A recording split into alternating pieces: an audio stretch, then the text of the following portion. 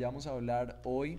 Es un tiempo muy especial, quiero que estemos muy en sintonía con eso y al final yo voy a invitar otra vez a mi papá para que me acuerde de tener un tiempo en donde vamos a hacer una cita para aquellos que quieran ser parte de una comunidad misional, no sepan cómo.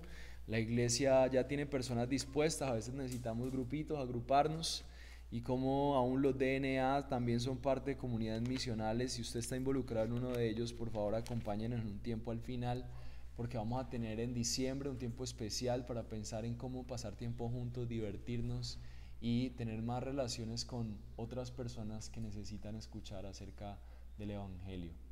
Así que al final también lo hacemos. Vamos a ir juntos entonces a Juan capítulo 4. Juan capítulo 4. Y mientras vamos a Juan, quiero contarles que esta porción de la escritura me recordó ir a una lectura muy especial acerca de Jonathan Edwards. Jonathan Edwards es conocido por ser uno de los últimos hombres que ha heredado la doctrina puritana y de los hombres más relevantes con su predicación en Estados Unidos, y muy relevante para muchas de las personas influyentes en el tema del cristianismo. Y Jonathan Edwards se caracterizó por evaluar cómo el ser humano se mueve por los afectos de su corazón. Jonathan Edwards escribe acerca del amor y fue un gran predicador, pero una de las cosas que nos deja de su legado es cómo nosotros necesitamos evaluar dónde tenemos nuestros afectos. Y uno de sus libros hace énfasis en analizar otro libro que se llama El hombre en búsqueda de sentido. El hombre en búsqueda de sentido se llama este libro, y lo escribió Frank y Shaiton Kompum. Y esta persona estaba analizando cómo el ser humano busca sentido, cómo el ser humano encuentra satisfacción y realización. Y en este libro hay un análisis que ha sido muy generoso a la hora de pensar en la historia de la humanidad y cómo encuentra sentido, y es el análisis acerca de lo que sucedió en la Segunda Guerra Mundial. Ahorita vamos a darles el versículo. Ahora pongamos atención en este ejemplo que quiero que tengan en mente, y es lo que pasó en los campos de concentración. Y este hombre empieza a tener un análisis con los recuerdos, los registros que hubo en los campos de concentración acerca de las personas que parecían ser las buenas de la sociedad, las personas que estaban siempre caracterizándose por personas correctas, por ser personas que no le hacían daño a nadie. Poco a poco ellos fueron puestos en situaciones cada vez más hostiles para su propia existencia. Y el análisis que se hace en este libro del hombre en búsqueda del sentido es cómo estas personas que se caracterizaban por ser personas muy buenas socialmente, esas personas que dirían hoy en día que no le hago daño a nadie, al ser expuestos a condiciones extremas, empezaron a comportarse cada vez más egoístas y cada vez ser más y más y más indolentes ante el dolor ajeno. Y Frank, el escritor de este libro, notó tres tipos de personas. Ellos hablaban acerca de una persona que tal vez era indiferente al dolor, una persona que empezó a tener otra persona que trataba de ser una persona que sobrevivía y tal vez trataba de desconectarse de la realidad, otra persona que simplemente se entregaba al dolor y moría en posición fetal ahí en medio de su quebranto, hambre y tortura, y otras personas que simplemente trataban de conservar su estado de bondad, pero todos fueron sacudidos por la experiencia y lo letal de todas las violaciones de sus derechos. Pero sobre todo, lo que más se puede analizar es cómo el ser humano ante una situación difícil puede cambiar su manera bondadosa de vivir y su manera buena de comportarse frente a una situación extrema. Y estos estudios que han hecho acerca de los campos de concentración nos ayudan a entender que realmente la sociedad tal vez está fundamentada en una simple moral, y por eso de este libro he denominado el sermón de hoy es una moralidad común versus la virtud verdadera. Normalmente nuestras sociedades están fundamentadas en una moralidad común, y Jonathan Edwards dice, esto no es tan malo, porque Dios usa la moralidad común muchas veces para detener la maldad en el mundo. O sea, su conciencia, que ha sido muchas veces inspirada o siempre ha sido inspirada en Dios, así sea una persona muy lejana de los caminos de Dios, es una persona que por su conciencia va a detenerse y decir, uy, esto yo estoy haciendo mucho daño, o tal vez estoy perjudicando de una manera muy profunda la vida de esta otra persona. Tal vez los psicópatas no, porque tienen una incapacidad de poder ver el daño de las otras personas. Pero lo que realmente está tratando de decir Jonathan Edwards con esto es que aún la moral puede ser una manera en la que Dios ha retenido el mal, pero no es suficiente para realmente mostrar su propósito con el humano. No es suficiente realmente para lograr sus propósitos de reflejar su gloria y la bondad verdadera. Entonces, en este tiempo lo que vamos a ver es un análisis importante que el mismo Jesucristo nos deja ver a través de esta historia acerca de la moralidad común que podemos tener todos socialmente y la virtud verdadera que solamente Cristo en nosotros puede dar. Así que vamos a leer este texto que está en Juan 4, versículo 1 al 42. Y cuento esta historia desde el principio porque quiero que tú te veas reflejado en esta historia. Y quiero que tú puedas ver que la razón por la cual el Señor nos salva es que Cristo quiere saciar tu sed para que tú puedas predicar de la fuente de agua viva verdadera. El Señor quiere que no solamente tú vivas en lo normal de ser una buena persona, sino que tú seas parte y agente del establecimiento de su reino a través del mensaje de Jesucristo, a través de lo que Dios ha hecho en tu vida. Vamos a leer el texto que está en Juan capítulo 4, versículo 1 al 42. Dice la palabra de Dios: por tanto, cuando el Señor supo que los fariseos habían oído que él hacía y bautizaba más discípulos que Juan, aunque Jesús mismo no bautizaba, sino sus discípulos, salió de Judea y se fue otra vez para Galilea. Y él tenía que pasar por Samaria. Llegó pues a una ciudad de Samaria llamada Sicar, cerca de la parcela de la tierra de Jacob, que Jacob dio a su hijo José. Y allí estaba el pozo de Jacob. Entonces Jesús, cansado del camino, se sentó junto al pozo. Era cerca del mediodía. Una mujer de Samaria vino a sacar agua y Jesús le dijo: dame de beber, pues sus discípulos habían ido a la ciudad a comprar alimentos. Entonces la mujer samaritana le dijo: ¿cómo es que tú, siendo judío, me pides de beber a mí, que soy samaritana? Porque los judíos no tienen tratos con los samaritanos. Versículo 10. Jesús le respondió: si tú conocieras el don de Dios y quién es el que te dice dame de beber, tú le habrías pedido a él y él te hubiera dado agua viva.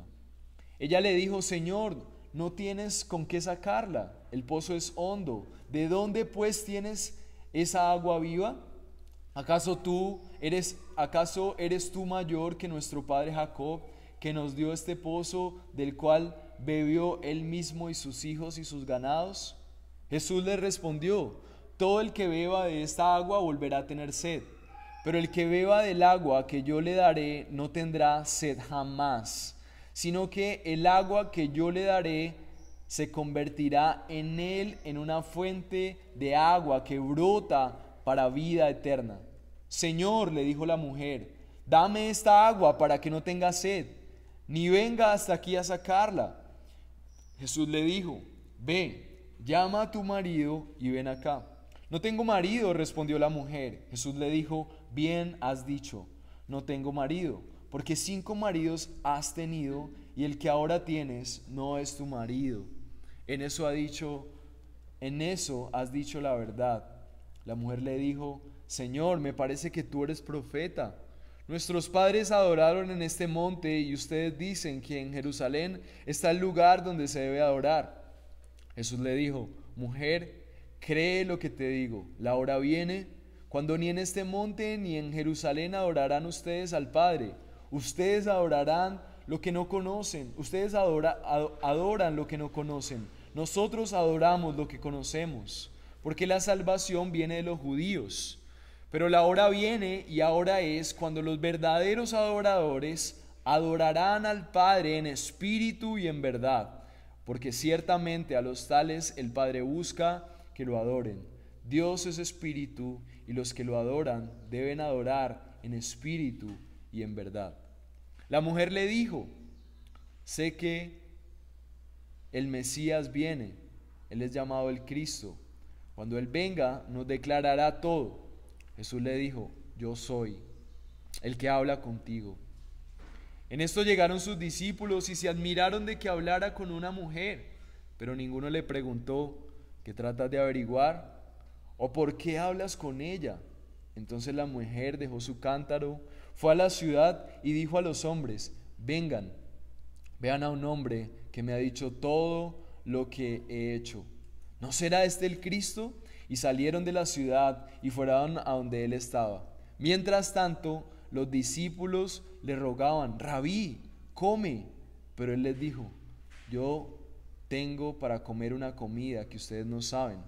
Entonces los discípulos se decían entre sí: ¿le habrá traído alguien de comer? Jesús les dijo: mi comida es hacer la voluntad de el que me envió y llevar a cabo su obra.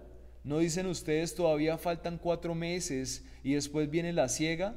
Pero yo les digo: alcen sus ojos y vean los campos, que ya están blancos para la siega. Ya el segador recibe el salario y recoge su fruto para vida eterna, para que el que siembra se regocije junto con el que siega, porque en este caso el dicho es verdadero: uno es el que siembra y otro es el que siega, y yo les enviaré a ustedes a segar lo que no han trabajado, y otros han trabajado y ustedes han entrado en su labor. Y de aquella ciudad muchos de los samaritanos creyeron en él por la palabra de la mujer que daba testimonio diciendo: el que me dijo todo lo que yo he hecho. De modo que cuando los samaritanos vieron, rogaban a Jesús que se quedara con ellos, y él se quedó allí 2 días. Muchos más creyeron por su palabra, y decían a la mujer: ya no creemos por lo que tú has dicho, porque nosotros mismos le hemos oído, y sabemos que este es en verdad el Salvador del mundo. Esta es la palabra de Dios. Oremos para que el Señor nos hable a través de ella. Señor, gracias por tu predicación desde los tiempos de antaño. Y gracias porque cuando vemos esta historia tenemos la oportunidad de entrar a tu misma predicación, Señor Jesús.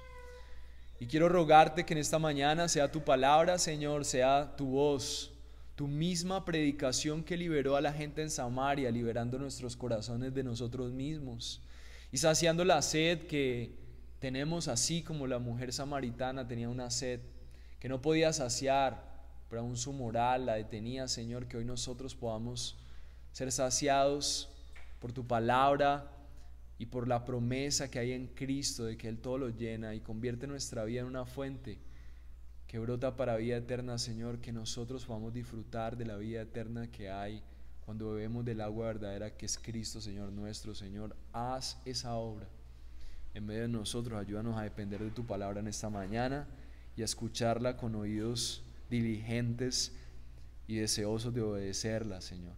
Amén. Bueno, durante este tiempo nosotros vamos a estar viendo 3 puntos que definen cómo podemos aprender acerca de la moralidad común versus la virtud verdadera. El primer punto será la sed que es producto de la moralidad común. La sed de la humanidad es producto de una moralidad común. Una vida estándar, una vida plana, produce más sed. El segundo punto es la virtud verdadera. Lo realmente bueno está impulsado por la gracia, por la obra de Cristo en la vida de las personas. Y el tercer punto es que la virtud verdadera predica del Salvador. la virtud verdadera predica del Salvador. Así que durante este tiempo vamos a estar viendo una historia que está dentro de un contexto que Segunda de Reyes 17:24 nos recuerda. El rey de Asiria, dice Segunda de Reyes 17:24, que en un tiempo de conquistas, el rey de Asiria trajo hombres de Babilonia, de Cuta, de Aba, de Hamat y de Sefrabín, y los puso en las ciudades de Samaria en lugar de los israelitas, y tomaron posesión de Samaria y habitaron en sus ciudades. Segunda de Reyes 17:24 nos ayuda a entender por qué Samaria, siendo un lugar en donde Jacob, que fue ese hombre que Dios eligió también como parte de su pueblo, había estado también habitado por gente que no era israelita. Entonces, ¿por qué necesitamos nosotros entender esto? Porque esta historia surge en un lugar en donde ese pueblo que habitaba en Samaria no era un pueblo que tenía las características del pueblo de Dios. Vivían en una tierra que era una tierra que Dios dio a Jacob, que era un patriarca del pueblo de Dios, pero por las conquistas, reyes trajeron otras personas a vivir ahí. ¿Y por qué es importante entender esto? Porque esas otras personas tenían otras creencias, tenían otras ideologías y sobre todo otros dioses a los cuales adorar. Entonces, en Levítico, Dios nos recuerda que Dios ha establecido y había establecido un lugar para la adoración. Y es en medio de su pueblo, había un templo, y no es que solamente fuera el templo, sino que para Dios es muy importante la manera en la que nosotros le rendimos pleitesía, la forma en la que nosotros le reconocemos como nuestro Dios. Y por eso una de las promesas de Dios mismo en Levítico 26:30 dice: y destruiré sus lugares altos, derribaré sus altares de incienso y amontonaré sus cadáveres sobre cadáveres de sus ídolos, pues mi alma los aborrecerá. Una de las cosas que Dios prometió es destruir la idolatría de otros pueblos, porque Dios es celoso de su propia adoración y solamente hay un Dios verdadero, y Él prometió engrandecerse a comparación de las idolatrías de otros pueblos. Entonces, lo que vemos aquí es muy importante porque nos permite entender la relación que había entre Samaria e Israel.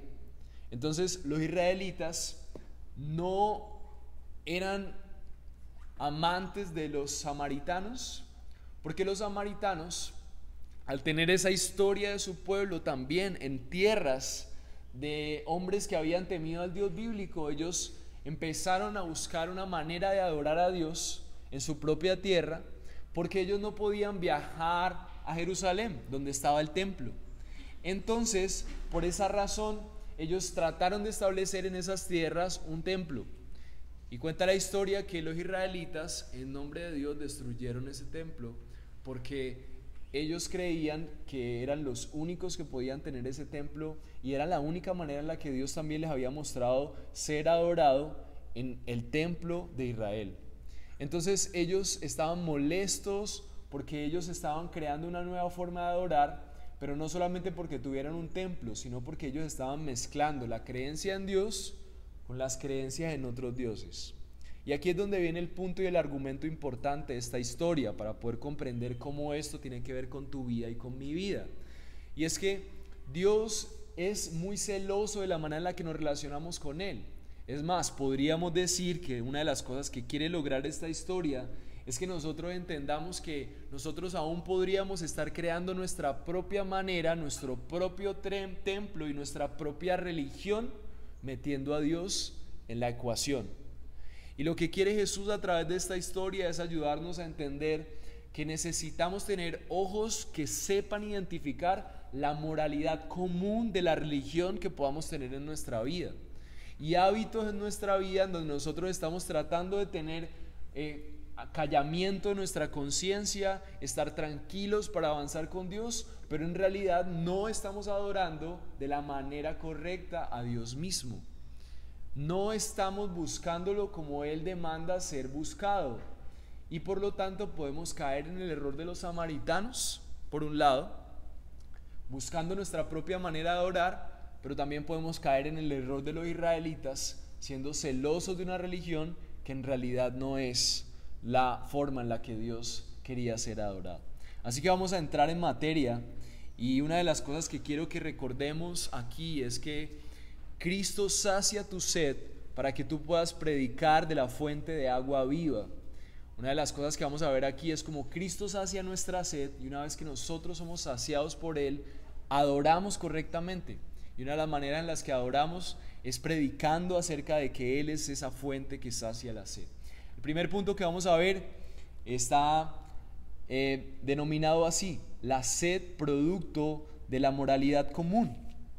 Y vamos a verlo en una primera porción que está desde el versículo 1 en adelante. Dice la palabra de Dios: por tanto, cuando el Señor supo que los fariseos habían oído que Él hacía y bautizaba más discípulos que Juan, aunque Jesús mismo no bautizaba sino sus discípulos, salió de Judea y se fue otra vez para Galilea, y Él tenía que pasar por Samaria. Llegó pues a una ciudad de Samaria llamada Sicar, cerca de la parcela de la tierra que Jacob dio a su hijo José, y allí estaba el pozo de Jacob. Entonces Jesús, cansado del camino, se sentó junto al pozo.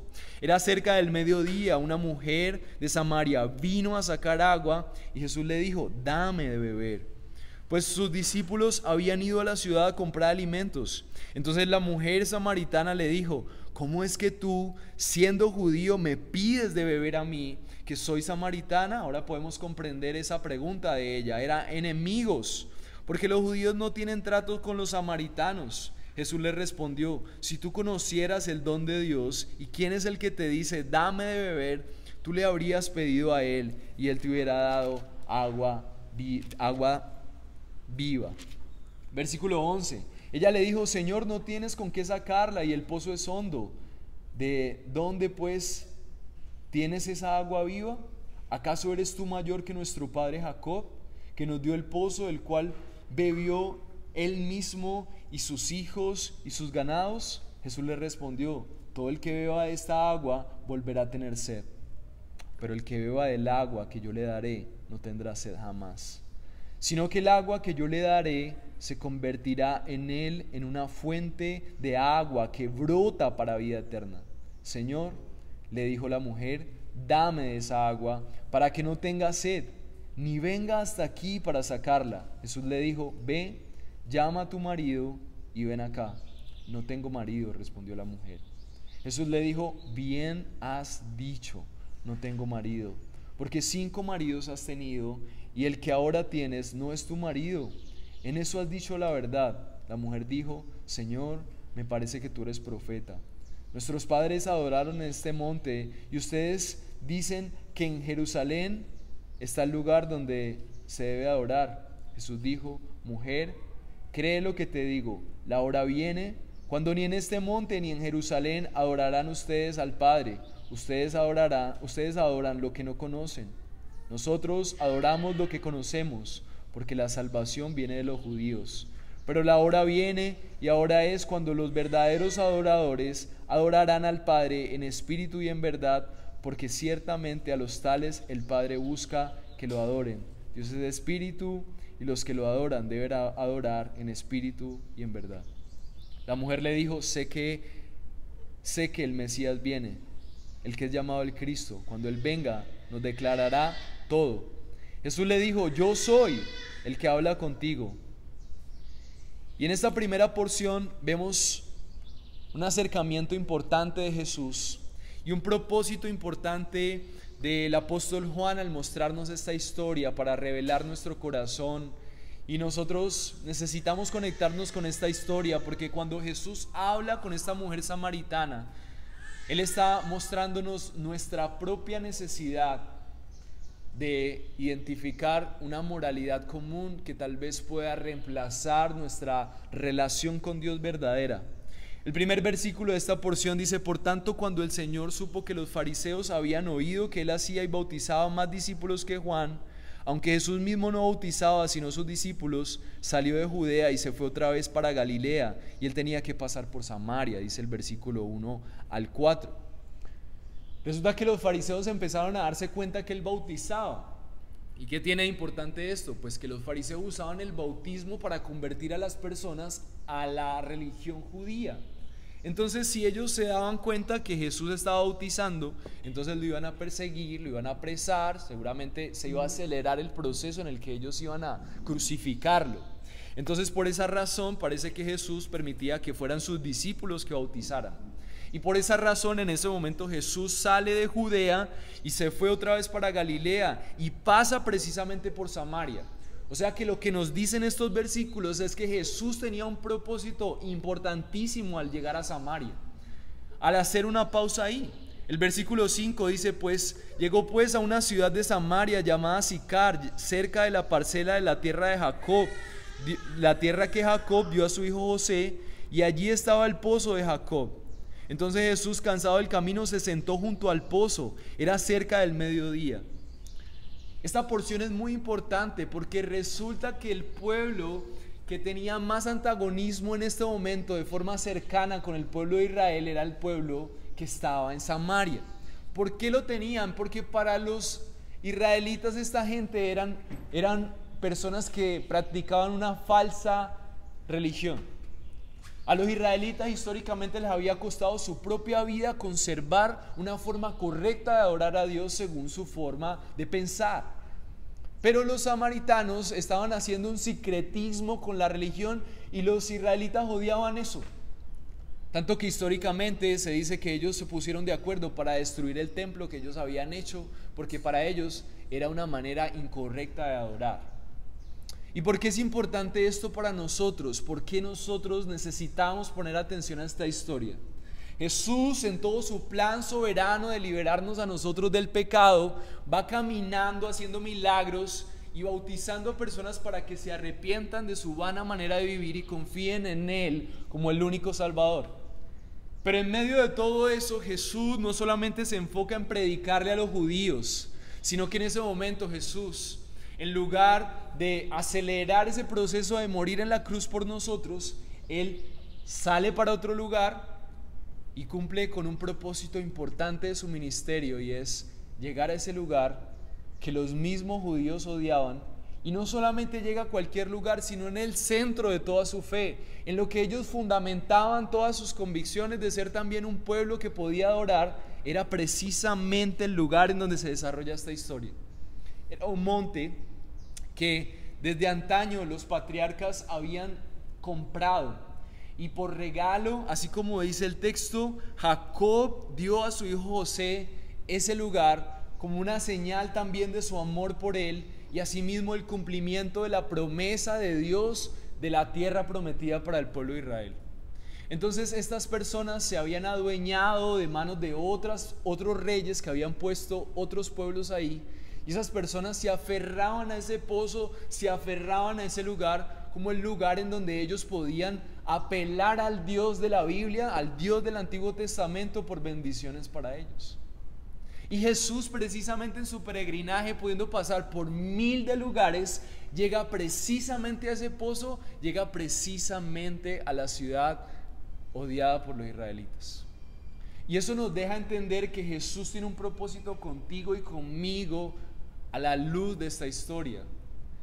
Y claramente podemos ver que Jesús está rompiendo paradigmas religiosos y está ayudándonos a entender cuál es realmente la verdadera adoración. Entonces continúa la historia para que nosotros conectemos con ella y que podamos darnos cuenta que Jesús tiene un propósito muy importante para nosotros hoy, y que podamos identificar cómo nosotros estamos adorando, qué es lo que realmente sacia nuestra sed y qué realmente es la fuente de agua viva para nosotros. Tal vez estamos buscando en una religión vacía, tal vez estamos buscando en una moral, tal vez estamos buscando en una vida de libertinaje, tratando de engañar a Dios. No sé cuál sea tu estilo de vida, pero Jesús usa esta historia para sacar a la luz algo muy importante, y era lo que veíamos ahorita con Jonathan Edwards, es ver las intenciones del corazón. A partir del versículo 6, entonces dice que allí estaba el pozo de Jacob. Entonces Jesús, cansado del camino, se sentó junto al pozo, y era el mediodía. Jesús, en todos sus planes soberanos de salvar a la humanidad, se sienta cansado allí. Y Juan, como si fuera un excelente reportero de esta situación, le da un protagonismo de casi un capítulo porque cree que es importante para los creyentes de la iglesia que está confiando en Jesús. Y es importante para ti hoy. Y necesito que juntos vayamos a esa historia y pongamos atención a lo que Jesús quiso enseñar a sus discípulos. Y tú, si quieres ser un discípulo, ¿qué es lo que Jesús quiere enseñarte a través de esta historia? Dice que cuando Jesús se sienta, como si empezara a disponerse para una gran conversación, el versículo 7 dice que una mujer de Samaria vino a sacar agua y Jesús le dijo: dame de beber. Jesús estaba preparando soberanamente esa conversación, llegó al lugar específico y esa mujer, como si la estuviera esperando, llegó. Sus discípulos habían ido a la ciudad a comprar alimentos. Es como si Jesús supiera que los discípulos israelitas y esa mujer samaritana, mucho más una mujer, no iban a ser compatibles en medio de esa conversación, y Jesús decidió quedar a solas. El versículo 9 dice: entonces la mujer samaritana le dijo: ¿cómo es que tú, siendo judío, me pides de beber? Jesús inicia la conversación en el pozo que los israelitas tenían como algo precioso para ellos, pero que siempre los israelitas se jactaban ante los samaritanos que ellos no entendían eso, que ellos estaban usando aún ese pozo para proclamar una falsa adoración, una falsa religión. Entonces, lo irónico de la situación es que cuando la mujer samaritana ve a Jesús, por su vestimenta, por su comportamiento, tal vez por sus facciones, podía identificar que Jesús era judío. Entonces el hecho de que Jesús le pida a la mujer samaritana que le dé agua ya rompe todos los esquemas de la mujer samaritana. Y es que hace un judío que nos odian por tener este pozo, nos odian por usar este pozo para adorar. ¿Qué hace un judío pidiéndome a mí que le dé agua precisamente con este pozo? Y es por eso que la mujer samaritana le pregunta: ¿cómo es que tú, siendo judío, me pides de beber a mí, que soy samaritana? Y entre paréntesis dice esta versión: porque los judíos no tienen tratos como los samaritanos. No se dignaban a relacionarse con ellos, porque les había costado tanto conservar su fe, sus creencias religiosas, como para que otros vinieran a abaratarlos. Eso me recuerda mucho a la realidad de hoy. Muchas veces unas iglesias se creen mejor que las otras simplemente porque tienen una mejor manifestación de las cosas. Está bien que hay otras iglesias que definitivamente están haciendo un culto terrible y están usando el nombre de Dios para muchas cosas que no son buenas, pero la actitud de los israelitas era ni siquiera tratarlos, como si no merecieran su relación, como si ni siquiera merecieran su misericordia. Tal vez las personas samaritanas estaban actuando así porque eran esclavos de los reyes que fueron puestos en Samaria por esos emperadores babilonios y demás. Ellos simplemente estaban buscando la manera de relacionarse con Dios. Tal vez ellos adoraban así por ignorancia, pero los israelitas simplemente se dedicaron a odiarles por no tener su misma fe, por no adorar de la misma manera. Y esto, para traer nuevamente nuestros ojos a la historia, nos recuerda que Jesús está tratando de reconciliar lo que no estaba reconciliado. Jesús responde: si tú conocieras el don de Dios y quién es el que te dice dame de beber, tú le habrías pedido a él y él te hubiera dado agua viva. Jesús está usando la historia del pozo para ayudarle a entender a esa persona que esa persona está poniendo su confianza en una religión que nunca, jamás le va a brindar la solución a su propia sed y a su propia necesidad. Jesús abre esa historia y abre esa conversación porque le está tratando de decir a esa mujer que la razón por la que ella está ahí tal vez es por una moral, simplemente por alguna costumbre, por una historia bonita que tradicionalmente se ha concebido en esa tierra samaritana. Y Jesús está tratando de meterse con una persona que él sabía de antemano y que seguramente en su soberanía había preparado con unas características para que tuviera posteriormente el potencial de transmitir el verdadero mensaje, la verdadera adoración, la verdadera salvación. Y entonces Jesús entra en esa conversación y vemos que Jesús es como si tuviera preparada la conversación y convierte ese pozo que era el objeto de la adoración de los samaritanos, en una manera en la que Él conecta para decirles: si conocieras el don de Dios, y esa palabra el don de Dios es, si conocieras lo que Dios está tratando de darle a la humanidad, refiriéndose a Él mismo, refiriéndose a su plan de salvación, y en quien te dice: dame de beber. O sea, si supieras quién soy, si supieras que lo que estás buscando detrás de este pozo, si supieras que lo que estás buscando detrás de esta cita, tal vez al mediodía, porque una de los comentaristas dicen que era tal la reputación de esta mujer que al mediodía nadie sacaba agua por el sol, y esta mujer se acercaba a ese pozo a sacar agua, tal vez conectando ese pozo con la esperanza de un Dios que pudiera redimirle, de un Dios que pudiera mostrarle otra realidad de la vida. Pero Jesús le respondió: si supieras quién te dice dame de beber, tú le habrías pedido a Él y Él te hubiera dado agua viva. Y aquí necesitamos nosotros hacer esa pausa que nos permite pensar cuál es la manera en la que nosotros estamos buscando saciar nuestra sed. ¿Cuál es la forma en la que nosotros estamos enfocándonos en sentirnos plenos? ¿Cuál es la manera en la que nosotros estamos tratando de decirle a nuestra conciencia que todo está bien? En este momento Jesús está tratando de meterse al corazón de la mujer samaritana para ayudarle a entender que ella necesita ser saciada. Entonces vemos a un Jesús presente. Vemos a un Jesús tratando de conectar con la mujer samaritana.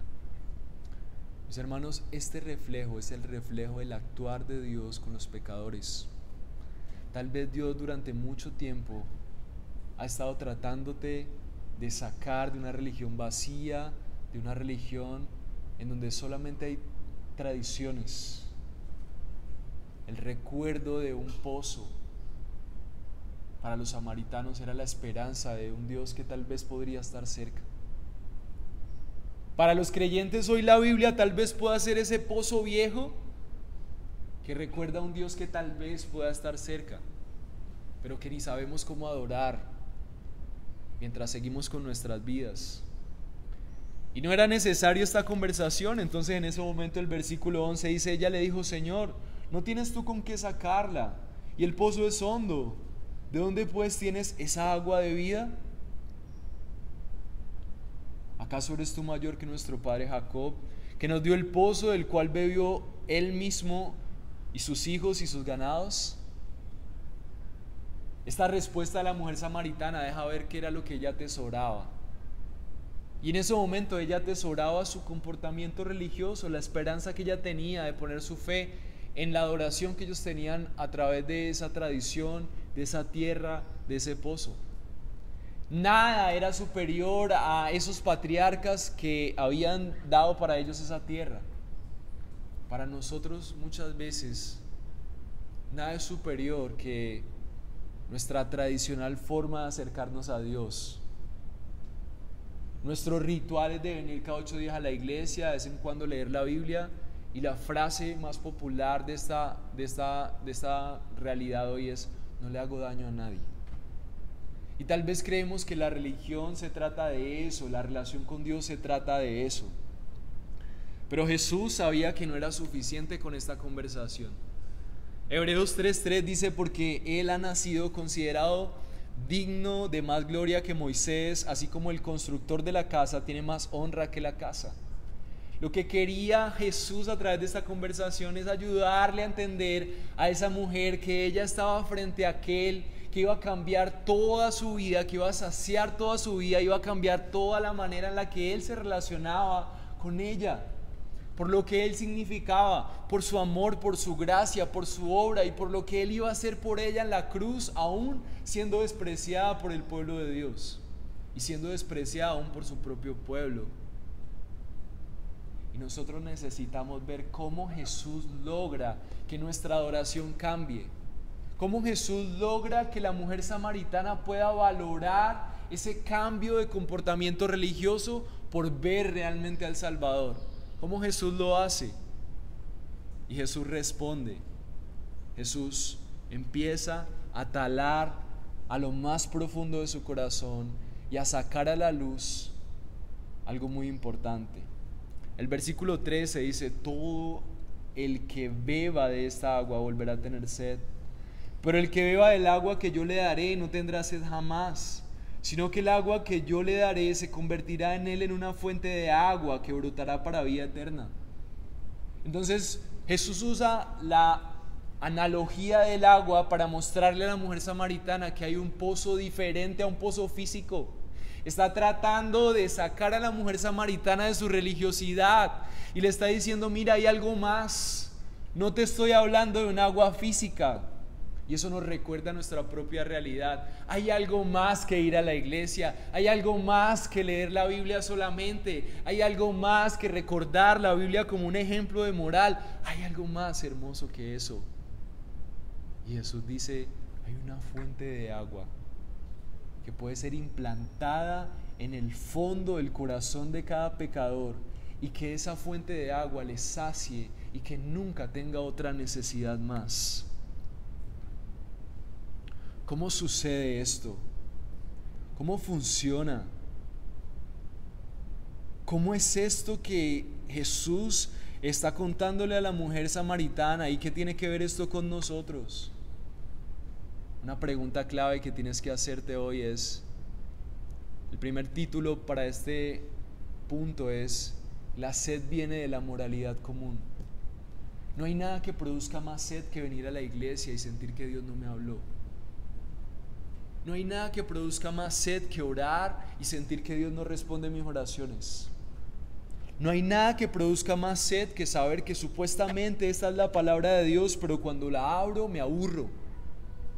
No hay nada que produzca más sed que ver que cuando busco a Dios, en lugar de apasionarme con Él, prefiero hacer otras cosas. Y siempre hay una necesidad y hay un deseo de buscar algo más.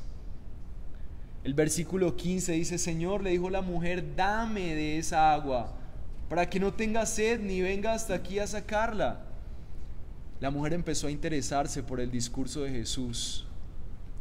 La mujer empezó a darse cuenta que Jesús estaba hablándole de algo más. Pero la pregunta es: ¿cómo el alma humana es saciada en Cristo entonces? Rompiendo la moralidad común. La moralidad y esta búsqueda de solamente ser bueno. Romanos 5:21 dice: para que así como el pecado reinó en la muerte, así también la gracia reine por medio de la justicia para vida eterna mediante Jesucristo nuestro Salvador. La forma en la que el alma es saciada es cuando Dios hace justicia en Cristo, cuando nosotros no éramos lo suficientemente buenos, pero Jesús nos reemplaza con su justicia para que nosotros seamos perdonados, y nuestra fe puesta en Jesús abre el camino para que nosotros podamos relacionarnos con Dios. Y así es como Dios sacia nuestra sed, porque el pecador no podía acercarse a la fuente de agua, pero Jesús hace justicia por nosotros, Él paga por nuestros pecados y se nos es dada por gracia la justicia de Cristo para que nosotros con su investidura podamos entrar al manantial de vida que es el trono de Dios, como su pueblo perdonado y amado. Cristo sacia tu sed para que tú puedas predicar de la fuente de agua viva. Algunos hombres de Dios en la historia dice que el alma del creyente pasa por una condición de vaciedad a un estado de plenitud genuina. Es una satisfacción que nunca termina. Juan Calvino dijo: estas palabras indican un riego constante que sostiene a los creyentes en una eternidad celestial durante toda su vida mortal y perecedera. Juan Calvino habla acerca de que la vida con Dios es como si Él regara nuestra alma sedienta todo el tiempo para que nosotros podamos perseverar. A.W. Pink, un conocido puritano, dice que el cristiano no tendrá sed jamás. Y esto confirma nuestra seguridad de salvación, porque toda alma perdida tendrá sed eternamente en el infierno. Lo que nos dice esto es que si no recibimos la gracia de Cristo para que sacie nuestra sed, nosotros vamos a buscar saciar nuestra sed en otras cosas. Vamos a ir a la iglesia, pero cuando se acabe el culto vamos a buscar saciar nuestra sed en la aprobación de un amor. Cuando se acabe la iglesia vamos a buscar saciar nuestra sed con un gran banquete de comida. Cuando se acabe la iglesia nosotros vamos a buscar saciar nuestra sed esforzándonos más por trabajar, porque el dinero es nuestra búsqueda de satisfacción. O vamos a tratar de buscar saciar nuestra sed a través de la búsqueda de la salud o de la búsqueda de paz mental, retirándonos de las personas o cualquier otra cosa que nosotros podamos hacer. Pero el versículo 15 nos recuerda que el Señor le dijo a la mujer, que la mujer le dijo al Señor: dame esa agua para que no tenga sed ni venga hasta aquí a saciarla. La regeneración, según algunos teólogos, es la manera en la que Dios prepara el corazón del creyente para que pueda saciarse solamente en Cristo. Que esas almas puedan tener una provisión para sí mismas de satisfacción en Él y en lo que Él significa para ellos. El versículo 16 nos muestra que Jesús necesita hacer algo para que esta mujer entienda que su alma está sedienta y que solo Él puede saciarla. ¿Qué hace Jesús? ¿Y qué es lo que Dios quiere hacer en este momento contigo? Jesús le dijo: ve, llama a tu marido y ven acá. ¿Qué está haciendo Jesús ahí? Una mujer conectada con la moral, conectada con la religión, sabía perfectamente la historia, conocía cómo adoraban en su pueblo, pero Jesús le deja ver algo muy importante, y era que ella era totalmente incoherente a su fe. Y Jesús le dijo: ven y llama a tu marido. El versículo 17, la mujer, como si fuera una daga en su corazón, una flecha que penetró hasta lo más profundo de su alma, la mujer responde: no tengo marido. Y en ese momento todos sus argumentos de adoración se cayeron, y Jesús deja ver la gran necesidad que hay en tu corazón y le dice: bien has dicho, no tengo marido, porque 5 maridos has tenido y el que ahora tienes no es tu marido, y en eso has dicho la verdad. A través de esta historia el Señor Jesús quiere demostrarnos que no importa cuántas veces nosotros hagamos lo correcto, si nuestra vida sigue en incoherencia al Señor, nuestra adoración está fallida y estamos adorando tal vez como las personas en Samaria, mezclando a Dios con nuestras propias formas de creer en la vida y en nuestras idolatrías. Y Jesús quiere ayudarte hoy, a ti, a ver la grandeza y la profundidad de la sed de tu corazón, aún engañándote a ti mismo acerca de la manera en la que debes adorar a Dios, tal vez sintiéndote cómodo viniendo aquí, o tal vez haciendo rituales religiosos, haciendo cosas buenas. Pero lo que Jesús quiere decirle a la mujer es: mira la dimensión de tu pecado, pero no le muestra su pecado para juzgarla, sino para mostrar la dimensión de su sed. Mi hermano, tu pecado repetitivo, tu esclavitud en las cosas que a Dios no le agrada, solamente está mostrando que tu corazón está sediento. Está sediento de la fuente de agua verdadera.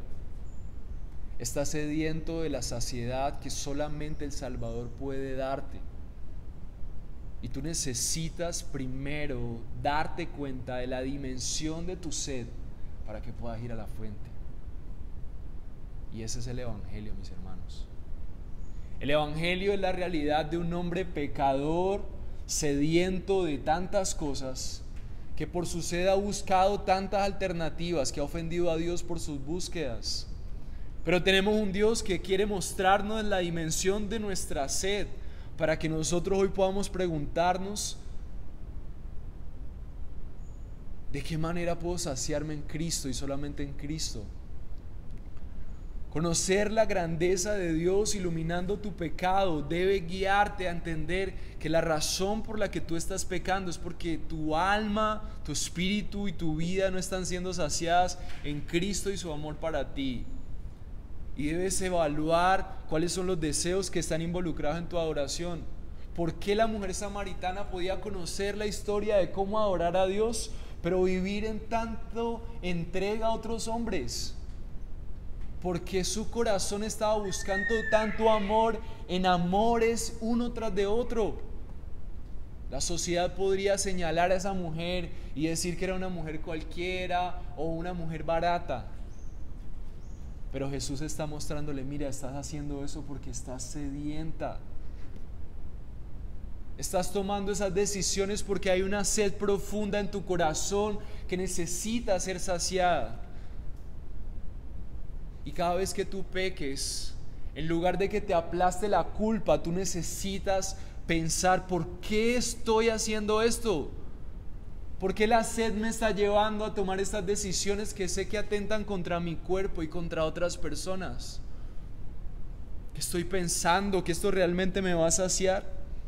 Así como la mujer samaritana adoraba mientras no había arrepentimiento en su corazón, tal vez esa puede ser tu realidad. Y hoy necesitas darte cuenta que si mientras adoras tienes vida y tienes unas áreas en tu vida que están en total incoherencia a Dios, necesitas detenerte y darte cuenta que estás sediento, y darte cuenta que esa adoración no puede ser real si no hay un arrepentimiento genuino. Pero sobre todas las cosas necesitas ver por qué estás haciéndolo, qué deseos hay detrás de esos pecados, y necesitas arrepentirte.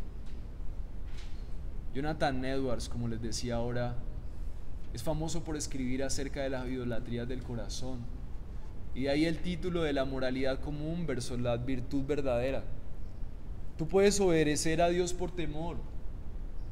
Tal vez Dios me castigue, tal vez me mande al infierno si no estoy seguro de mi salvación y me arrepiento de mis pecados. Pero esa obediencia no es la obediencia bíblica. Tal vez tú puedes obedecer a Dios solamente porque estás buscando tu felicidad. Entonces obedeces a Dios esperando que Dios te bendiga. Pero esa no es la oración y la obediencia bíblica, porque solamente estás buscando a Dios por conveniencia. Tal vez puedes aún adorar a Dios por orgullo y obedecerle para que tú puedas decirte a ti mismo que eres bueno. Pero esa no es la obediencia y la adoración bíblica. La obediencia y la adoración bíblica es la certeza y el conocimiento de la depravidad, de la sed de tu corazón. ¿Cuánto tu sed te está llevando a tomar decisiones por la fornicación? ¿Cuánto tu sed de tu corazón te está llevando a tomar decisiones por la avaricia? ¿Cuánto la sed de tu corazón te está llevando a alejarte de las personas y a encerrarte en tu propio mundo para sentirte seguro? ¿Cuánto la sed de tu corazón te ha llevado a adoptar vicios? ¿Cuánto la sed de tu corazón te ha llevado a la superioridad teológica y te crees mejor aún que los otros hermanos en la iglesia? Solo es sed. Solo es una necesidad de encontrar realización, y por lo tanto eso solamente es moralidad común, y podemos estar usando versículos para eso. Así que, ¿qué estás haciendo para sentirte mejor que los demás y satisfacerte y sentirte bueno? Lo más terrible de la moralidad común es que pueden hacerle creer a tu subconsciente que realmente eres bueno, pero lo único que está pasando con tu mente es que estás alimentando tu orgullo, y cada vez estás más lejos del verdadero evangelio. Era tan evidente para la sociedad el comportamiento de la mujer samaritana, pero para ella no era visible. Jesús tuvo que venir a talar en lo profundo de su corazón y mostrarle su sed. Tal vez puede ser tan visible para la iglesia ver tu vida, tal vez puede ser tan visible para tu familia, pero cuando estás solamente involucrado en ser bueno y obedecer a Dios por la moral, tú no puedes ver la diferencia que hay entre un verdadero adorador y una persona que simplemente está tratando de ser buena. Y Jesús está tratando de poner en el centro esta historia para enseñarle a los discípulos, porque los discípulos estaban viendo eso, después ellos llegaron. Ellos se creían tan correctos, que estaban en su buena adoración, que se daban el lujo de despreciar a otros seres humanos igual que ellos. Estaban tan ciegos a su propia realidad que Jesús tuvo que ir personalmente donde los samaritanos. Así que, ¿por qué es tan importante esto? Porque Jesús muestra la realidad, pero miren lo hermoso, dice el versículo 19. Después de que Jesús revela y le dice: porque 5 maridos has tenido y el que ahora tienes no es tu marido, en eso has dicho la verdad. Y miren lo que dice el versículo 19. La mujer le dijo: Señor, me parece que tú eres profeta. En el momento en el que esta mujer responde así, se está dando cuenta que está frente a alguien que realmente conoce la depravidad y la dimensión de su sed. Yo quiero decirte, hermano y hermana, Dios conoce las tinieblas más profundas de tu corazón, esa que no les contarías a nadie, esa que te daría vergüenza aparecer aquí en la iglesia como alguien que pueda orar con esos labios a Dios. Dios la conoce. Pero la sorpresa de esta mujer es que aquel único que conocía realmente la trayectoria de su sed emocional, sexual y su vergüenza, estaba ahí con ella. Y la mujer le dijo: me parece que tú eres profeta. En ese momento la mujer ve la autoridad de alguien que tiene la potestad de ver su oscuridad, pero al mismo tiempo le ve acercándose a ella. Sabe que frente a ella hay alguien que conoce que ella no merece acercarse a él, pero él está ahí con ella. Ella no solamente ve la dimensión de un profeta, sino la grandeza de un profeta lleno de gracia y misericordia, a pesar de su sed que le ha llevado a pecar una y otra vez. Y la combinación de la dimensión de tu pecado y la aceptación de que realmente estás sediento y estás pecando una y otra vez, esclavo, dañándote y dañando a otros, te lleva a ti a necesitar un Salvador presente. Y en ese momento la mujer responde de la siguiente manera. Ya no está interesada en refutarle a él. Ya no está interesada en demostrarle a él. Ya no está interesada en competir con él. Ella empieza a sacar de su corazón un deseo profundo de entender realmente cómo adorar. Y el versículo 20 dice: nuestros padres adoraron en este monte y ustedes dicen que en Jerusalén está el lugar donde se debe adorar. Entonces la mujer samaritana, al ver que ese hombre conoce su estado, ella necesita urgentemente estar en paz con Dios, porque fue revelada su irrealidad. Mis hermanos, es tan importante la confesión de pecados. Es tan importante que nosotros vayamos a Dios en primera medida cada mañana a exponerle cómo le hemos ofendido, a reconocer la dimensión de tu sed, a conocer la depravidad y capacidad destructiva de tu corazón. Somos capaces de perseguir hasta la muerte nuestros deseos, cueste lo que cueste, dañemos al que dañemos, incluyéndonos a nosotros mismos, a la iglesia, a nuestros seres queridos, por nuestros deseos. Y ella desarrolla un interés, porque según su cosmovisión había una pelea entre los judíos y los samaritanos. Y en ese momento ella necesita darse cuenta, entonces, ¿cómo hago? Es como si ella estuviera preguntando, ¿qué tengo que hacer? Todo el tiempo vemos la historia del Evangelio de esta manera. Por ejemplo, la historia del hijo pródigo. ¿Qué es lo que más transforma el corazón del hijo pródigo? Un padre que, pudiéndole rechazar, le abraza a pesar de su suciedad, a pesar de que se burló de él, a pesar de que se gastó la herencia. El padre le abraza, el padre le acepta. Pero también en esa historia vemos los hermanos mayores que no se alegraron por ver llegar a ese hermano menor. Y la historia de la mujer samaritana es como la historia del hijo pródigo. Jesús estaba usando público no amado por los judíos, para mostrarle a los judíos que necesitaban entender que Dios los había salvado de su sed personal para proclamar de la verdadera fuente de agua viva. Y por eso Jesús, del versículo 21 dice: Jesús le dijo a la mujer: cree lo que te digo, la hora viene cuando ni en este monte ni en Jerusalén adorarán ustedes al Padre. Ustedes adoran lo que no conocen. Nosotros adoramos lo que conocemos, porque la salvación viene de los judíos. Pero la hora viene, y la hora es cuando los verdaderos adoradores adorarán al Padre en espíritu y en verdad, porque ciertamente a los tales el Padre busca que le adoren. Dios es espíritu, y los que le adoran deben adorar en espíritu y en verdad. Y esto que está proponiendo Jesús a la mujer samaritana y lo que les está explicando no es más que el cumplimiento de la profecía de lo que el Salvador vendría a ser. Malaquías 1:11 nos lo recuerda: porque desde la salida del sol hasta la puesta, mi nombre será grande entre las naciones, y en todo lugar se ofrecerá incienso a mi nombre y ofrenda pura de cereal, porque grande es mi nombre entre las naciones, dice el Señor de los ejércitos. ¿Por qué razón ya no Israel es el único lugar de adoración? Porque por la obra de Cristo, por lo que Él ha hecho por nosotros, Él ha convertido todas las vidas de aquellos que confían en Él en un templo para adorar. Jesús viene a cambiar el paradigma de la mujer samaritana y tu forma de pensar con respecto a la adoración, recordándonos que no se trata de los hábitos, no se trata de los comportamientos morales, sino de un corazón deseoso de honrar a Dios con todo lo que vive, con todo lo que es, no importa dónde estés.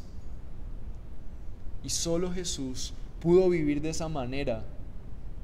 Primera de Timoteo 2:8 dice: por tanto quiero que en todo lugar los hombres oren levantando manos santas, sin ira, sin discusiones.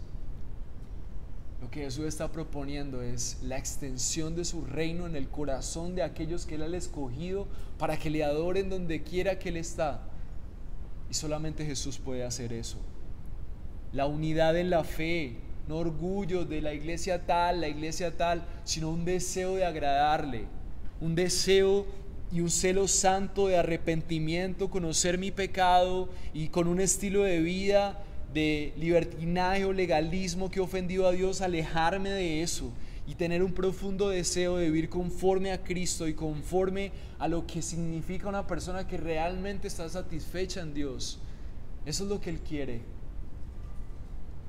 Y por eso Cristo sacia tu sed, para que tú puedas predicar de lo que es la fuente de agua viva. El versículo 25 dice: la mujer le dijo: sé que el Mesías viene y que es llamado el Cristo. Cuando Él venga nos declarará todo. Jesús le dijo: yo soy el que habla contigo. Y esta historia nos recuerda que Jesús está en medio de nosotros. Y eso es lo que estás buscando, tu sed. Estás buscando saciar tu sed. Eso es lo que estás tratando de sentirse satisfecho. Eso es lo que estás buscando, esa aprobación de Dios. Eso es lo que estás buscando, tu propia realización. No es la salida. Jesús está frente a ti, recordándote que la llegada del Salvador a tu vida es esa búsqueda interminable que tienes en otras cosas, encontrando su fin en Cristo. Él es lo que necesitas, Él es el amor verdadero, Él es la estabilidad económica.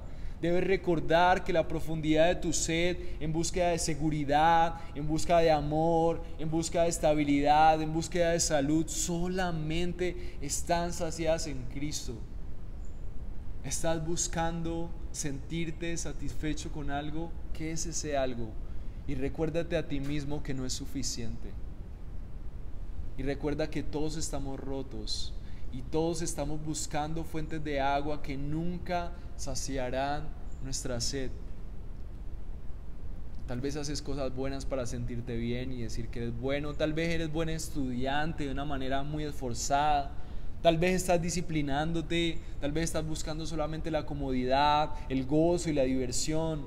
Tal vez quieres ser una buena madre, un buen padre, un buen hijo. Tal vez quieres esforzarte por venir más a la iglesia. Tal vez solamente no quieres tener un estilo de vida de excesos y de fiestas para decir que eres mejor.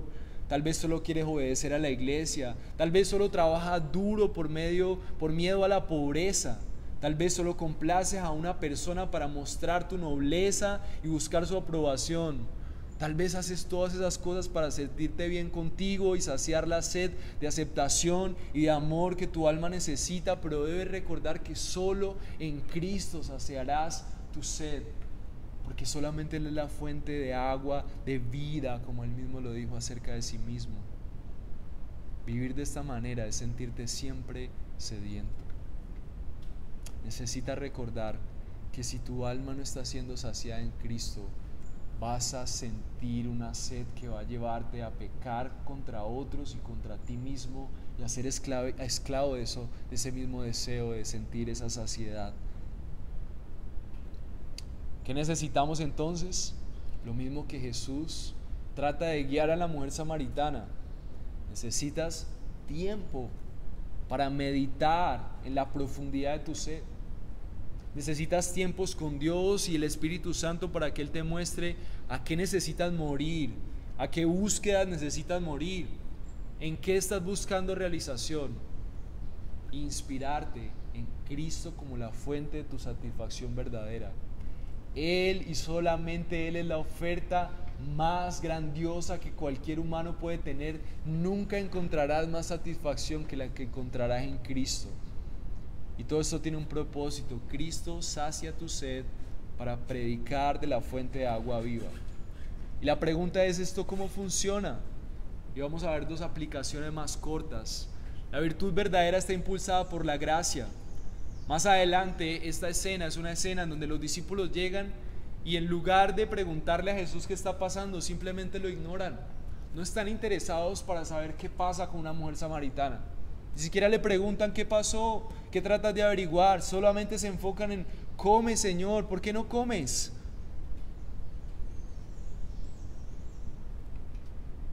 Mientras la mujer estaba clamando a los ciudadanos que vivían con ella: vengan y vean, ¿no será este el Cristo? Este me ha dicho todo lo que soy. Los que creían ser muy religiosos no estaban interesados en la salvación de los demás. Pero la mujer, llena de pecado, al entender que su esperanza estaba en aquel que saciaba su sed, realmente estaba apasionada por contarle a otros: este no será el Salvador. Una característica de una persona que se siente saciada es una persona que está hablando de Cristo, porque está convencido que es la esperanza para todos. Y Jesús confronta con esa afirmación a los discípulos, y creo que es una confrontación para ti y para mí. Los discípulos estaban involucrados en llevarle la comida, en que las cosas religiosamente funcionaran para la misión. Y Jesús les confronta y les dice: mi comida es hacer la voluntad del que me envió y llevar a cabo su obra. ¿No dicen ustedes, todavía faltan 4 meses después de que viene la siega? Pero yo les digo, alcen sus ojos y vean los campos que están blancos para la siega. Lo que está diciendo Jesús ya no solamente se trata de la religiosidad, el mensaje de la fuente de agua de vida. Miren cómo ya es útil para aún los samaritanos. Ustedes no se dan cuenta que necesitamos estar interesados en ver cómo el mensaje de salvación es aún para sus enemigos.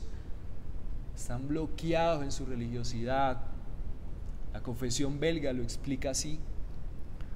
Por eso, lejos de lo que puede ser una justificación verdadera, la justificación verdadera no enfría los corazones de las personas en una vida religiosa, sino por todo lo contrario. Es una vida que por amor a Dios y no por su propio egoísmo avanza, no por temor a ser condenados, sino por amor a Dios que los ha salvado. Cristo sacia tu sed para predicar de la fuente de agua viva. Hechos 1:8 lo dice muy claro: después de la ascensión de Cristo, pero recibiréis poder cuando el Espíritu Santo venga sobre ustedes, y me serán testigos en Jerusalén, en toda Judea y en ¿dónde? En Samaria, hasta los confines de la tierra. Cristo sacia tu sed para que prediques de la fuente de agua viva. Necesitas meditar en las profundidades de la gracia de Dios que se ha acercado a ti, a pesar de que tu corazón sediento ha pecado contra Él y ha pecado con los que amas. Y meditar en la abundancia de su gracia para darte cuenta que no habrá mayor privilegio que contarle a la gente que hay una fuente de agua viva que sacia la sed. El problema de esta humanidad es que está rota y vacía y está buscando su satisfacción en cosas que jamás le sanarán. Así que una característica de una mortalidad, de una moralidad común, es una falta de amor hacia otros y la evangelización. Así que si tú quieres evaluar cómo estás creciendo en una virtud verdadera, impulsada por la gracia de Dios, evalúa cómo está tu evangelización. Porque si nosotros amáramos a nuestra familia, les daríamos lo que nosotros hemos experimentado como lo que sacia nuestra sed. Porque si amáramos a los hermanos en la iglesia, cuando los viéramos desubicados, no los odiaríamos. No les tendríamos en poco y les seríamos indiferentes, sino que les predicaríamos de la fuente de agua de vida. La gente no quiere atentar contra ti. La gente no ha hecho un plan para hacer tu vida absurda. La gente no quiere herirte intencionalmente en la mayoría de ocasiones. La gente está actuando así porque está sedienta. Y tú conoces de la fuente de agua de vida. Y tú necesitas entender que si tú no tienes amor por la evangelización, eso es un indicador de que tal vez tu alma no está siendo saciada lo suficiente como para hablar de la fuente de agua de vida que es Cristo. Porque Cristo dice que es una fuente que brota para vida eterna. Tu vida se convierte en una fuente que sacia tu vida y por lo tanto otras personas pueden venir a satisfacerse en lo que para ti ha sido tu satisfacción.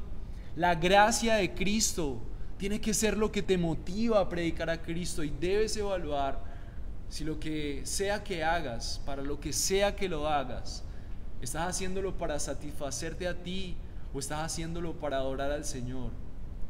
Conocer el amor y la gracia del Señor debe animarte a servirle, y la forma más puntual en la que tú puedes servir a Dios es mostrándole a la gente cómo saciar su sed en Cristo y la provisión que Él da a través de la cruz, muriendo por sus pecados y entregando su vida en la vida de todos aquellos que pongan su confianza en Él, para que caminen con esperanza, para que sepan que son amados, para que sepan que son respaldados, para que entiendan que son hijos y entendiendo que son amados y son hijos, puedan saciar su sed en la fuente infinita del amor de Dios. Pero la buena pregunta es: ¿estás tú sumergido en la fuente del amor de Dios y de su gracia a pesar de tu sed? Si no es así, hoy es el día de arrepentimiento. Si no es así, hoy es el día en el que tal vez, como los discípulos, necesita entender que cuando Jesús hacía la voluntad del Padre era proclamar de la fuente de agua de vida. Y por último, la virtud verdadera predica del Salvador, anhelando su reino.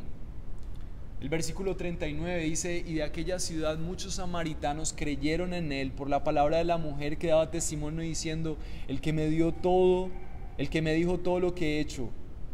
De modo que cuando los samaritanos vinieron, rogaban a Jesús que se quedara con ellos, y se quedó allí 2 días. Muchos más creyeron por su palabra y decían a la mujer: ya no creemos por lo que tú has dicho, porque nosotros mismos le hemos oído y sabemos que este es en verdad el Salvador del mundo. El versículo 43 dice: después de 2 días Jesús salió de allí para Galilea, porque Jesús mismo dio testimonio de que un profeta no se le da honra en su propia tierra. Y esto fue importante recordarlo, porque a nuestro alrededor hay necesidad. A nuestro alrededor hay sed. En tu corazón hay sed. Pero lo que pasó con esta escena es que Jesús mostró que había más sed en el pueblo que supuestamente no lo merecía. Había más sed de Dios en la gente que los judíos mismos rechazaban. Mis hermanos, tal vez hay más sed fuera de la iglesia. Y así como decía Tim Keller en su libro del Dios pródigo, tal vez, así como en la parábola del hijo pródigo, la iglesia está llena de pura gente como el hermano mayor, que no desea ver que nuevos hermanos menores que vendieron toda su herencia y se revolcaron en su pecado, regresen. Solamente están cómodos ahí en la iglesia con los beneficios del Padre, pero en realidad ni siquiera le disfrutan, solamente están saciando su moralismo. Y nosotros necesitamos despertar a esa realidad, porque una verdadera pasión por Cristo se desarrolla por comprender mi pecado, su gracia y por lo tanto la necesidad que hay a mi alrededor de proclamar las virtudes de aquel que me llamó de las tinieblas a la luz admirable. Yo no puedo ser como los discípulos al lado de Jesús, supuestamente acompañándolo en la misión, pero menospreciando a las personas.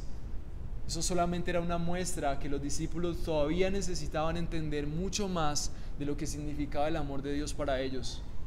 Mis hermanos, el Evangelio no es un mensaje para hacernos mejores personas. No. El Evangelio es un mensaje para reconocer que somos de lo peor, pero que por gracia Dios nos ha salvado para llegar a las personas que son iguales a nosotros. Y somos cambiados solamente porque amamos a aquel que nos ha mostrado la profundidad de nuestra sed. Proclamamos el Evangelio porque estamos agradecidos con Dios por la manera en la que ha saciado nuestros corazones sedientos. Por eso hacemos comunidades misionales, por eso está la iglesia, porque necesitamos recordarnos a nosotros mismos. Primera de Timoteo 4:10 dice: por esto trabajamos y nos esforzamos, porque hemos puesto nuestra esperanza en el Dios vivo, que es el Salvador de todos los hombres, especialmente de los creyentes. ¿Por qué nosotros proclamamos? ¿Por qué Pablo se esforzaba? Porque su esperanza no estaba en este mundo. Tu esperanza no está en lo material, tu esperanza no está en tu salud, tu esperanza no está en el amor de alguien, tu esperanza está en el Dios que es una fuente de agua de vida que puede saciar todo lo que necesitas. Y estamos tan agradecidos y convencidos de eso que necesitamos contarlo al mundo. Primera de Juan 2:2 dice: Él mismo es la propiciación por nuestros pecados, y no solo por los nuestros, sino también por los del mundo. El problema de la humanidad es que no puede conocer el Dios que le ha creado para amarle. Dios te creó para amarte y satisfacer todos tus deseos y que puedas ser feliz, y mientras eres feliz puedas glorificarle porque estás agradecido que Él es la fuente que brota en tu vida. Y estamos convencidos de que lo perdimos, no pudimos acceder a ese amor, pero Jesús fue propicio y Él pagó por nuestra ignorancia al rechazar a Dios. Y lo que toda esta humanidad necesita, y tú y yo necesitamos, es atesorar tanto a Cristo que podamos entender que el primer beneficio de atesorar esa propiciación, eso que Dios ofreció a través de Cristo para Él mismo, esa vida perfecta que fue el reemplazo de nuestra vida fallida, el mayor beneficio es el amor de Dios, como Él sacia nuestra vida. Mi amigo, mi hermano, si tu vida estuviera satisfecha en Cristo, tú no tuvieras ningún problema hoy. Si tu vida estuviera totalmente satisfecha en Cristo, serías el hombre más gozoso de esta ciudad. Así lo que tú más necesitas es profundizar en el amor, en la gracia de Cristo muerto por ti en la cruz, y cómo eso sacia tu vida para tú compartir y proclamar de esa fuente de agua de vida a otros. Como conclusión, la sed es producto de una moralidad, solamente ser bueno, pero nunca profundizar en lo más importante, y es: ¿yo por qué necesito un Salvador? Estoy sediento. La caída ha provocado hombres rotos que necesitan ser satisfechos en Cristo. Y necesitas tiempos para meditar en la depravidad de tu corazón, no para deprimirte por eso, sino para entender que detrás de eso hay una sed que necesita ser saciada en Cristo. La moralidad común nunca te va a permitir llegar a las profundidades de tus tinieblas porque crees que eres bueno. El segundo punto es que la virtud verdadera está impulsada por la gracia. No hay gracia si tú no meditas en las tinieblas de tu corazón. Detente y mira tus pecados, mira los problemas con tu familia, mira tus incongruencias. Usa la misma metodología que usó Jesús y pídele al Espíritu Santo que te permita llegar a la profundidad de tus incoherencias. Mira las áreas en donde eres incoherente y te vas a encontrar a un humano sediento capaz de destruir lo que sea con tal de saciar la sed. Y cuando te des cuenta de eso, vas a estar tremendamente humillado y vas a necesitar una fuente de agua viva que es Cristo. Así que tu cambio va a ser impulsado por la gracia.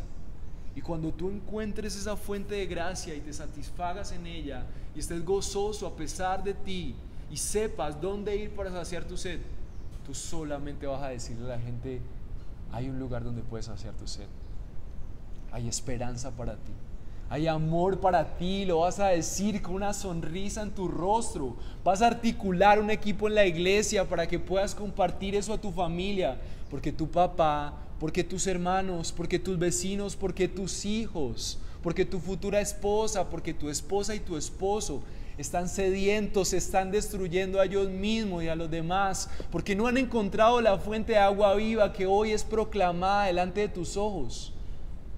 Necesitamos urgentemente darnos cuenta del tesoro que tenemos frente a nosotros. ¿Dónde estás saciando tu sed? ¿Dónde estás buscando sentirte pleno? Si no es en Cristo, hoy debes arrepentirte y debes saciarte solamente en Cristo. En los momentos más áridos tenemos los momentos más oportunos para buscar a Jesús como nuestra fuente de agua. Si hoy estás pasando por un momento árido, déjame decirte que Cristo es la fuente de agua que puede saciar tu sed. Si hoy estás preocupado, si hoy estás inquieto, si hoy estás aún pasivo, las corrientes de la agua de vida pueden dar a tu corazón sediento y pasivo en ese estándar que no te mueve hacia la pasión por Cristo, una vida que necesitas. Solamente pasando tiempo y meditando en la dimensión de la grandeza de Cristo sabrás cuáles son las falsas fuentes de vida que estás buscando. Oremos a Dios por recordar que si Cristo ha saciado tu sed, entonces debes predicar de esa agua de vida por gratitud. Debemos de diferenciarnos de esa moral estándar. Una persona que conoce la gracia de Dios, una persona que no actúa por obligación, sino que obedece a Dios por amor y porque sabe que es su única fuente de vida. Oremos para que eso sea una realidad para nosotros.